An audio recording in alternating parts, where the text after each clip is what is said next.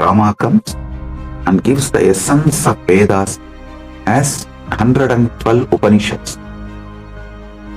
Then Krishna comes, reveals the essence of the Upanishads as Bhagavad Gita. Then Paramashiva ordains Brahma to take birth as Manu, Vishnu to take birth as Vyasa, and establish the Dharma for this age.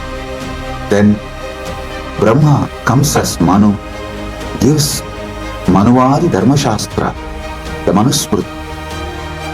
Vishnu comes as Vyasa, gives an amazing book of books called Brahma Sutra.